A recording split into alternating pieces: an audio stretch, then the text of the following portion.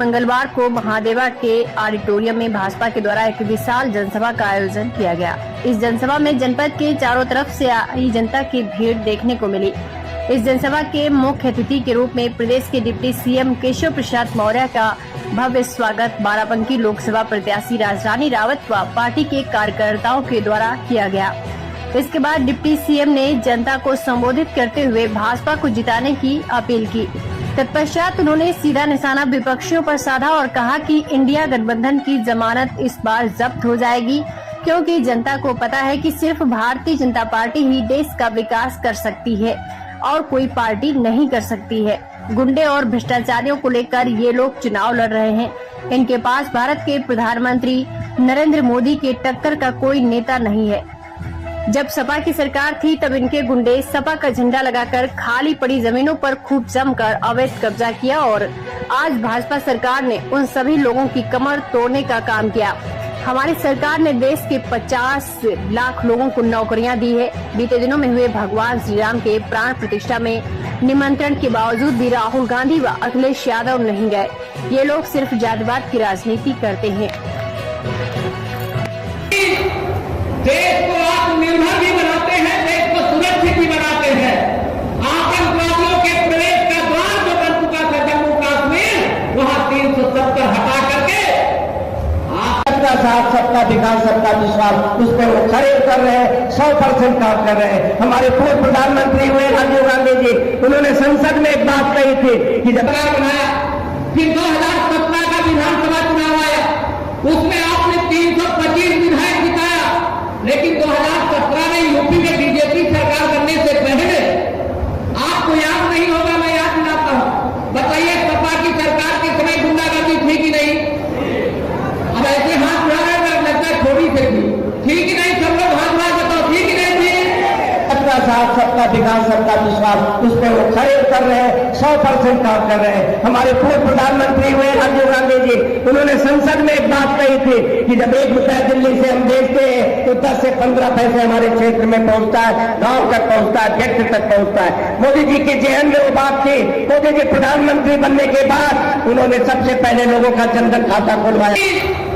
देश को आत्मनिर्भर भी बनाते हैं, देश को सुरक्षित भी बनाते हैं। आतंकवादियों के प्रवेश का द्वार जो बन चुका था जम्मू कश्मीर, वहां 370 हटा करके आप सब समझते हो भारत मां के मस्तक पर जो चमचमाता हुआ मुकुट होना चाहिए, वह मुकुट धारण कराने का काम आप सबके आशीर्वाद से माननीय प्रधानमंत्री मोदी जी ने किया। और ये मोदियों से पूछो, मोदी जी को क्यों हटाना चाहते हो? क्योंकि वो गरीब माँ बाप का बेटा है, चाय बेचने वाले का बेटा है, एक ओबीसी वर्ग से आने वाला है, इसलिए हटाना चाहते।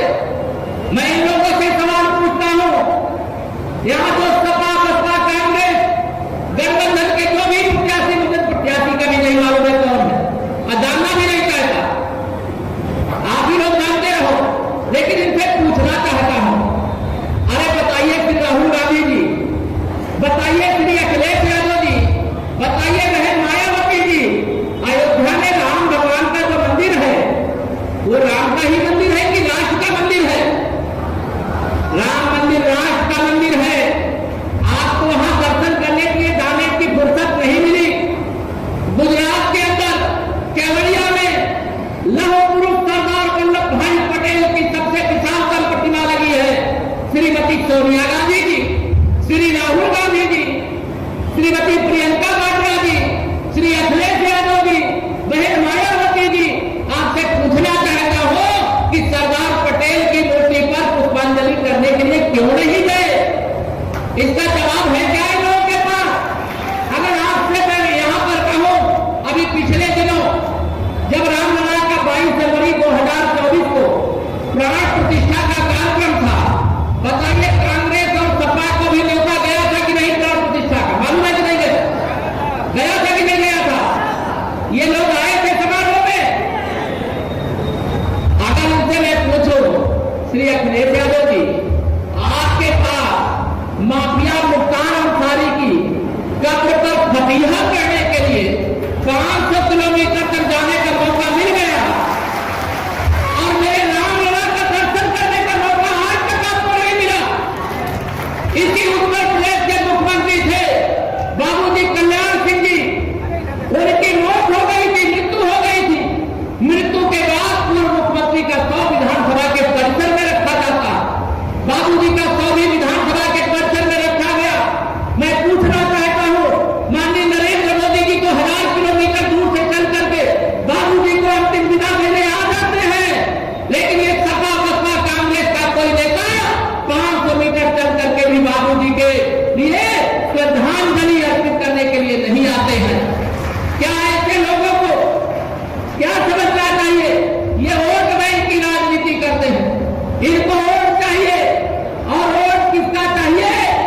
ये अभी पिछले दिनों ये सपा बसपा कांग्रेस के लोग कहते वोट जिहाद करो, इनको वोट जिहाद के नाम पर चाहिए, इनको वोट पाकिस्तान के नाम पर चाहिए, इनको वोट मुख्तार अंसारी के नाम पर चाहिए, इनको वोट अतीक अहमद के नाम पर चाहिए, इनको वोट मोहम्मद आजम खां के नाम पर चाहिए, इनको वोट जिन्ना के नाम पर चाहिए।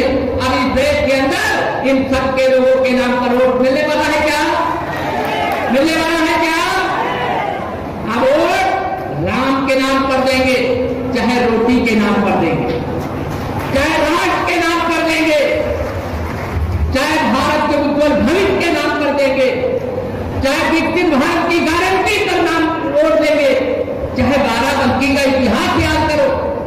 2014 में आपने कमल खिलाया, देश में मोदी जी के नेतृत्व में सरकार बनाया, फिर 2017 का विधानसभा चुनाव आया, उसमें आपने 325 विधायक जिताया, लेकिन 2017 में यूपी में बीजेपी सरकार बनने से पहले आपको याद नहीं होगा, मैं याद दिलाता हूं, बताइए सपा की सरकार के समय गुंडागर्दी थी कि नहीं? अब ऐसे हाथ उड़ा रहे हैं, लगता है थोड़ी से थी कि नहीं? सब लोग हाथ उड़ा बताओ, थी कि नहीं थी? जब आपने कमर का बटन दबाया तो गुंडागर्दी को भी दबाने की ताकत दिया कि नहीं दिया?